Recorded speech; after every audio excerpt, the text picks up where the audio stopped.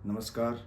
एक बार फिर से मैं आपके सामने उपस्थित हुआ हूँ पिछले 3-4 दिनों का देश और विदेश का घटनाक्रम लेकर।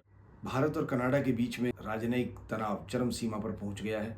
भारत सरकार ने कनाडा से अपने हाई कमिश्नर और अन्य राजनयिकों को वापस बुला लिया है और साथ ही कनाडा के 6 राजनयिकों को भारत छोड़ने का अल्टीमेटम भी दे दिया है। आतंकवादी निज्जर की हत्या के बाद जो हालात भारत और कनाडा के बीच में पैदा हुए हैं, वो आज यहाँ तक पहुँच गए कि भारत को अपने राजनयिकों को वहाँ से वापस बुलाना पड़ा। भारत सरकार ने आरोप लगाया कि कनाडा के प्रधानमंत्री ट्रूडो बेवजह निराधार आरोपों के साथ इस बात को तुल दे रहे हैं, जबकि उनके पास में इस बारे में कोई भी सबूत नहीं है कि निज्जर की हत्या में भारतीय राजनयिकों का कोई हाथ है। परंतु जैसे ही ये संकेत गया कि कनाडा कोई बड़ी कार्रवाई कर सकता है और वो हमारे राजनयिकों को फंसाने के लिए षड्यंत्र कर रहा है, भारत ने अपने राजनयिकों को तुरंत वापस बुला लिया। भारत सरकार का कहना है कि ट्रूडो कनाडा की अंदरूनी राजनीति की वजह से ये सब कर रहे हैं, उनके पास में कोई भी सबूत नहीं है।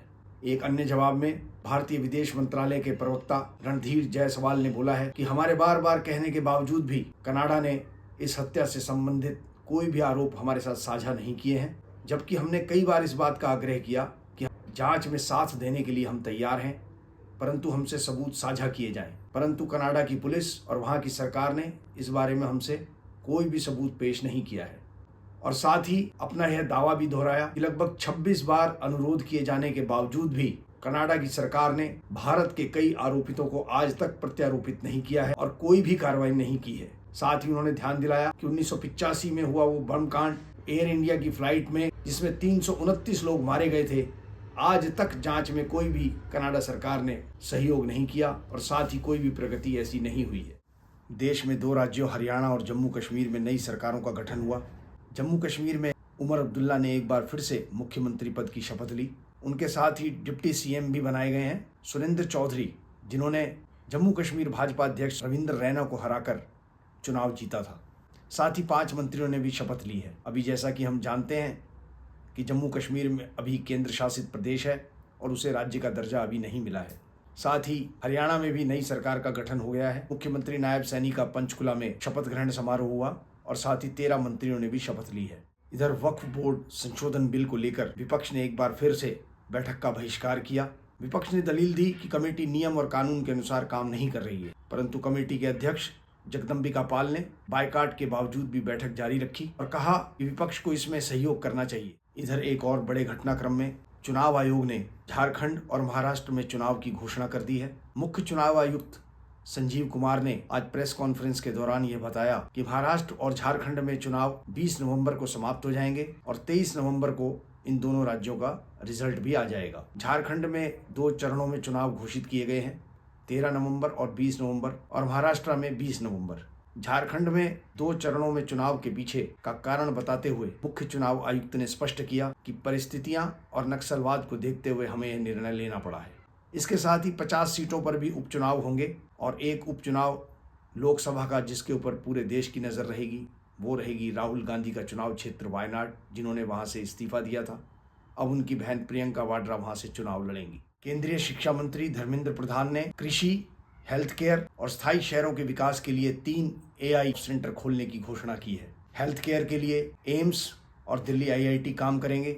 इसी प्रकार शहरी विकास के लिए IIT कानपुर और कृषि क्षेत्र के लिए IIT रोपड़ अपना काम करेगा। इससे देश में इन क्षेत्रों में काम करने के लिए AI के माध्यम से बहुत बड़ा सहयोग मिलने जा रहा है। एक और बड़े घटनाक्रम में जिसमें पूरे विश्व की नज़र इस्लामाबाद में पाकिस्तान में हुए SCO समिट पर थी, जिसमें लगभग 9 वर्षों के अंतराल के बाद भारत के किसी राजनयिक का पाकिस्तान में जाना हुआ। पूरी दुनिया की नज़र इस बात पर थी कि भारत वहां जाएगा कि नहीं जाएगा, परंतु भारत ने पहले ही स्पष्ट कर दिया था कि वहां पर कोई भी द्विपक्षीय बातचीत नहीं होगी, केवल हम SCO समिट में भाग लेने के लिए ही वहां पर जा रहे हैं।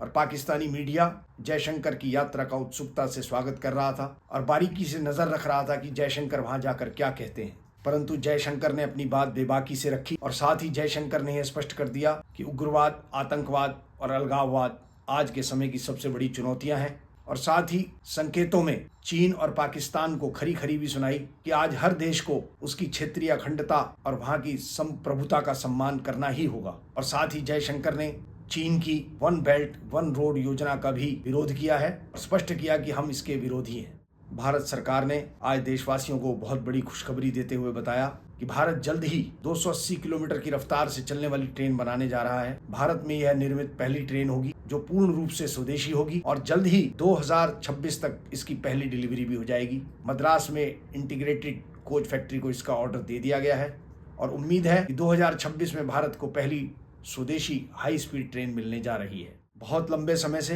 देश की अदालतों का प्रतीक वो स्टैचू जो हम सब बचपन से देखते आए हैं, जिसमें न्याय की देवी की आंखों पर पट्टी बंधी है, एक हाथ में तलवार है और एक हाथ में तराजू है, परंतु अब उसे बदल दिया गया है। न्याय की देवी की आंखों से पट्टी हटा दी गई है, साथ ही तलवार की जगह संविधान की पुस्तक तराजू में रख दी गई है।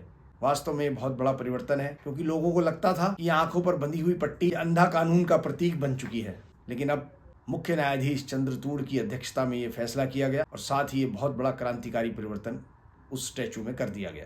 प्रदूषण के खराब रहने के पूर्वानुमानों के बीच सरकार ने बहुत बड़ा निर्णय लेते हुए दिल्ली एनसीआर में ग्रैप 1 लागू कर दिया है। एक बार फिर से निर्माणाधीन सामग्री खुले में ना रखने की चेतावनी दी गई है और साथ ही धूल ना उड़े इसके लिए सभी प्रबंध करने को कहा गया है और साथ ही अन्य प्रतिबंध भी लगा दिए गए हैं, जिसमें कि होटल और रेस्टोरेंट में लकड़ी और कोयला इसको जलाने पर भी प्रतिबंध रहेगा, साथ ही प्रदूषण फैलाने वाली गाड़ियों पर भी प्रतिबंध रहेगा और साथ ही पटाखों पर भी बैन लगा दिया गया है। सुप्रीम कोर्ट ने असम में अवैध प्रवासियों को नागरिकता देने के लिए बनाए गए कानून 6A को वैध घोषित कर दिया गया है और साथ ही अवैध प्रवासी जिन्होंने 25 मार्च 1971 तक भारत में प्रवेश किया था उनको तो नागरिकता मिलेगी, लेकिन उसके बाद जो भी आएगा उसको नागरिकता नहीं मिलेगी। और अब 2 समाचार विदेशों से भी हैं। इजराइल और लेबनान के हिजबुल्लाह की जंग में एक बार फिर से इजराइल ने भीषण हमला करते हुए लेबनान में 51 सैनिकों को मार गिराया और साथ ही गाजा में भी 62 लोगों को मौत की नींद सुला दिया। और साथ ही एक बड़े घटनाक्रम में हमास का मुखिया याह्या सिनवार जो कि इजराइल के हमले में मारा गया है। इजराइल ने इस बात की पुष्टि भी कर दी है और साथ ही पूरी दुनिया को ये संदेश दे दिया कि हमको जो भी डराएगा या हमारे ऊपर जो भी हमला करेगा हम उसको छोड़ेंगे नहीं। याह्या सिनवार का मारा जाना हमास के लिए एक बहुत बड़ा सेटबैक है। भारत और अमेरिका के बीच बढ़ते हुए प्रगाढ़ रिश्तों में एक और कड़ी जुड़ी जब भारत ने आर्म्ड ड्रोन की डील अमेरिका से साइन की है। लगभग 3.5 अरब डॉलर की यह डील है। ये ड्रोन भारत को आगे आने वाले समय में बहुत लाभदायक रहेगा। यह हाई एल्टीट्यूड पे भी काम कर सकता है और बहुत देर तक हवा में रह सकता है।